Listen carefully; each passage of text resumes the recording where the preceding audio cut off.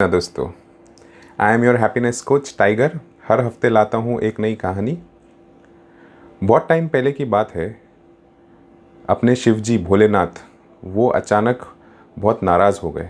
किससे नाराज़ हुए? हम इंसानों से नाराज़ हो गए।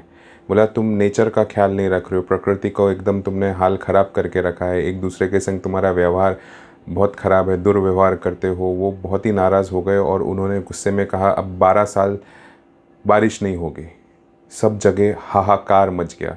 सब जगह एकदम कि क्या करे क्या ना करे, भोलेनाथ हमें क्षमा कर दीजिए। पूजा अर्चना सब करने लगे, माफ़ी मांगने लगे इंसान। पर भोलेनाथ बहुत नाराज़ थे। बोला, मैंने इतनी अच्छी दुनिया बनाई और फिर तुम लोग ने इस तरह किया। तो भोलेनाथ ने तो बोला, नहीं दूंगा, मैं बारिश करूंगा ही नहीं 12 साल। इतने नाराज़ थे। इनफैक्ट जो देवता लोग थे वो भी बोले कि अरे प्रभु, अगर आप 12 साल बारिश नहीं करोगे तो पूरी पृथ्वी ही ख़त्म हो जाएगी। पानी के बिना कैसे चलेगा, कैसे वो होगा? बोला, नहीं तो नहीं। फिर भी बहुत उनकी पूजा की, बहुत उनको मनाया शिव जी को। तब जाके फिर उन्होंने बोला, ठीक है, अब मैंने जो बोल दिया है वो तो होएगा ही, 12 साल बारिश नहीं करूँगा, पर मैं जिस दिन नेक्स्ट डमरू बजा दूंगा उसके बाद बारिश हो जाएगी। अब ठीक है, अब सब लोग अब ये प्रार्थना करने लगे कि भाई शिव जी डमरू बजा दे, डमरू बजा दे। पर शिव जी तो अपने ध्यान में बस, अब उन्होंने तो उनको तो एकदम अपने वो खो गए अपने ध्यान में। अब सब लोग पूजा कर रहे हैं, वो कर रहे हैं। अब बहुत लोग, अब बारिश नहीं है तो उसके हिसाब से तैयारी चालू कर दी। अब फार्मर्स लोग ने फर्स्ट ईयर, जो किसान थे उन्होंने फर्स्ट ईयर तो अपना जो वो फार्मिंग करते हैं, जो ज़मीन जोतते हैं, सीड सो करते हैं, वो सब किया। पर बारिश नहीं हुई तो नेक्स्ट ईयर से बहुत सारे लोगों ने बंद कर दिया। फिर भी थोड़े बहुत कर रहे थे। तीसरे साल भी बारिश नहीं हुई, तब भी मोस्ट ऑफ सभी फार्मर्स ने, सभी किसानों ने वो अपना काम बंद कर दिया था, क्योंकि बिना बारिश तो उनका काम होने वाला नहीं है। पर एक किसान ऐसा था जो फिर भी लगा हुआ था, चौथे साल भी लगा हुआ था।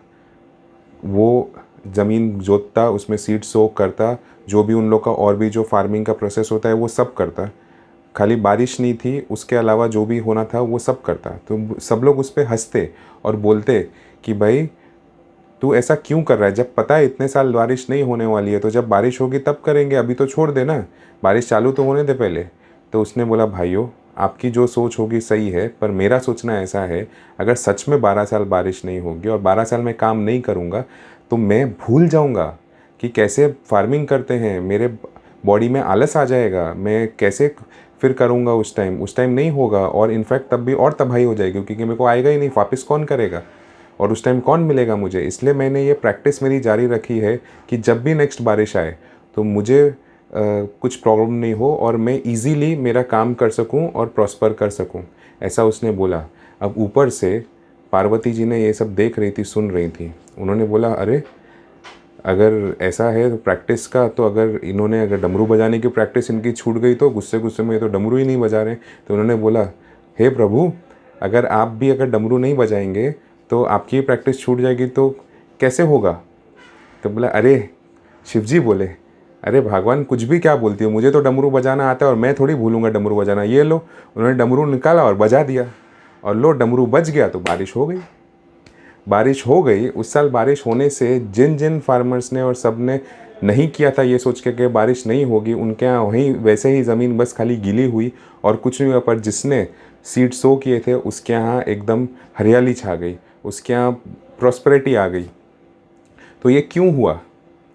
ये इसलिए हुआ क्योंकि उसने अपनी प्रैक्टिस जारी रखी। उसने ये सोचा कि मुझे ये काम मेरा चालू ही रखना है। दोस्तों, इस कहानी से हम बहुत कुछ सीखते हैं। हमारा जो भी समय हो, अच्छा समय हो, ख़राब समय हो, हमें हमारा काम या जो हमारी फील्ड की जो एक्सपर्टीज़ है उसमें काम करते रहना चाहिए। ये नहीं सोचना चाहिए कि ठीक है बाद में कर लेंगे या इतना तो मेरे को आता है। अगर आप ऑलरेडी उसमें परफेक्ट हो तो उसको और बेटर करने के लिए आपको प्रैक्टिस करना चाहिए, और आप परफेक्ट नहीं हुए तो आपको परफेक्शन करने के लिए तो प्रैक्टिस करनी ही है। काम करते रहना चाहिए दोस्तों। जो भी समय हो काम करते रहेंगे, उसका कोई ना कोई दिन आपको फल मिलेगा ही मिलेगा। आज की स्टोरी आपको कैसी लगी मुझे कमेंट्स में बताइए। अच्छी लगी तो लाइक भी करिए, शेयर भी करिए, एंड प्लीज़ चैनल सब्सक्राइब कर दीजिए। फिर मिलूँगा अगले हफ्ते। उससे पहले एक और, आज मेरे एक बहुत ही अच्छे दोस्त की बर्थडे है। मैं चाहता हूँ कि आप सब उसके लिए भी दुआएं करें, जैसे लास्ट वीक आपने मेरे लिए की थी, उसको भी ब्लेसिंग्स दें। ताकि वो भी प्रॉस्पर करे, हम सब प्रॉस्पर करें। खुश रहिए, मुस्कुराते रहिए। हरे कृष्णा।